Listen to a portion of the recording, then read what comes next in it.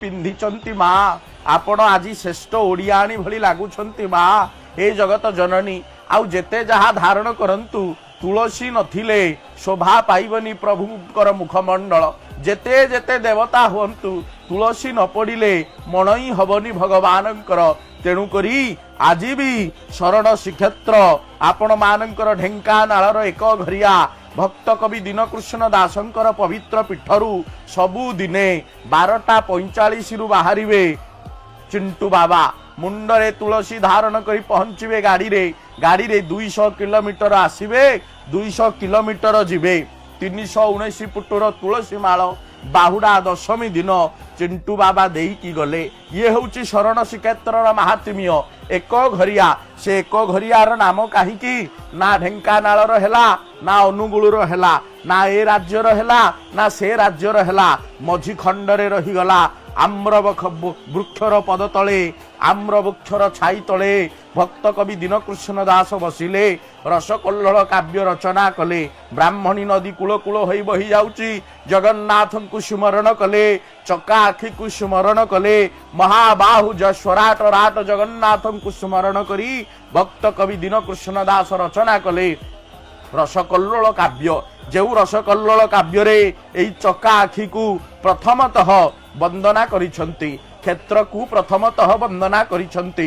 କର ସାଧୁ ଜନ ମାନେ ମନକୁ ଏକ ଆହେ ମନକୁ ଏକ, କର ଧୀରେ ଧ୍ୟାନ ନୀଳାଚଳ ନାୟକ, କମନୀୟ ଶ୍ରୀମୁଖ ଚନ୍ଦ୍ରରୁ ଅଧିକ, ଚନ୍ଦ୍ରରୁ ଅଧିକ। ଦେଖ ଦେଖ ସେଇ ଚନ୍ଦ୍ର ସୂର୍ଯ୍ୟ ନେତ୍ରକୁ ଦେଖ, ଅନନ୍ତ ଭଗବାନ ବଳ ଠାକୁରଙ୍କୁ ଦେଖ। କହିଲେ ଏଇ ଦୁଇ ନେତ୍ରକୁ ଦେଖିଲେ କଣ ହେବ?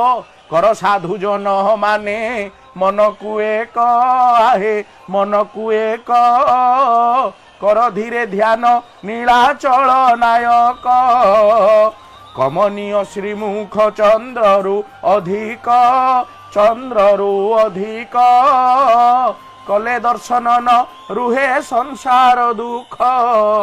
ହେ ପ୍ରଭୁ, ଆପଣଙ୍କର ମୁଖମଣ୍ଡଳୀକୁ ଦର୍ଶନ କଲେ ଆଉ ସଂସାର ଦୁଃଖ ଲାଗିବନି। ସେଇଥିପାଇଁ ଦୀନକୃଷ୍ଣ ଏଇ ପଦପନ୍ତିକୁ ରସକଲ୍ଲୋଳ କାବ୍ୟରେ ସ୍ମରଣ କଲେ। ଓଡ଼ିଶାର ଜନସାଧାରଣ, ଓଡ଼ିଶାର ଭକ୍ତ ମଣ୍ଡଳୀ ଯେବେ ହେଉନା କାହିଁକି ଶରଣ ଶ୍ରୀକ୍ଷେତ୍ରକୁ ଥରେ ଚାଲନ୍ତୁ। ଚିଣ୍ଟୁ ବାବାଙ୍କର ତ୍ୟାଗ ତିତିକ୍ଷା ତୁଳସୀ କେମିତି ଆସୁଛି, କେଉଁଥିପାଇଁ ଆସୁଛି, କେଉଁଭଳି ଭଗବାନଙ୍କର ସେବାରେ ଆସୁଛି ଅବଲୋକନ କରନ୍ତୁ। ଭକ୍ତି ମାର୍ଗକୁ ଅନୁଭବ କରନ୍ତୁ। ଓଡ଼ିଶାର ଜନସାଧାରଣ ପ୍ରତୀକ୍ଷା ରଖିଥାନ୍ତି କେତେବେଳେ ଚିଣ୍ଟୁ ବାବା ଯିବେ ଏଇ ଢେଙ୍କାନାଳ, ଏଇ ବାଟ ଦେଇ କଟକର ଜନସାଧାରଣ ଭକ୍ତ ମଣ୍ଡଳୀ ପ୍ରତୀକ୍ଷା ରଖିଥାନ୍ତି। ଚିଣ୍ଟୁ ବାବା ତୁଳସୀକୁ ଧରି ଧରି ସଂଗ୍ରହ କରି କରି କାଳିଆର ପାଖରେ ପହଞ୍ଚନ୍ତି। ମହାବାହୁକୁ ଟେକି ଦିଅନ୍ତି। ସେଇ ଦୀନକୃଷ୍ଣ ଦାସଙ୍କୁ ଗୁରୁ କରିଛନ୍ତି। ପରମ ସନ୍ଥଙ୍କର ଗୁରୁ ଚିଣ୍ଟୁ ବାବା। ସ୍ୱ ଶରୀର ନଥିଲେ ସୂକ୍ଷ୍ମ ଶରୀର ଅଛି। ସୂକ୍ଷ୍ମ ଶରୀରରେ ଆଶୀର୍ବାଦ ପ୍ରାପ୍ତ ହୋଇ ଜଣେ ଅଜ୍ଞାନୀ ବିଜ୍ଞାନୀବନ୍ତ ପାଲଟିଯିବ। ଇଏ ଶରୀର ଭିତରେ ନଥାଏ ଦେହ, ଦେହ କେବଳ ଶରୀରର ଆବରଣ ମାତ୍ର। ଏ ଆତ୍ମା କେବଳ ଘୋଡ଼ଣୀ ହୋଇ ରହିଥାଏ। ତେଣୁ ଏ ଆତ୍ମାର ସାନ୍ନିଧ୍ୟ, ପରମାତ୍ମାଙ୍କର ସାନ୍ନିଧ୍ୟ ପ୍ରାପ୍ତ ହେବା ପାଇଁ ଚିଣ୍ଟୁ ବାବା ଆସନ୍ତି ତୁଳସୀକୁ ନେଇ। ତୁଳସୀର ଜଟ, ତୁଳସୀ ମୁକୁଟ, ତୁଳସୀ ଭୂଷଣ ହୋଇଗୋ, ତୁଳସୀ ମୂଳରେ ଲୟ ଲଗାଇଲେ ନୀଳଚକ୍ର ଦିଶୁଥାଇ ଗୋ।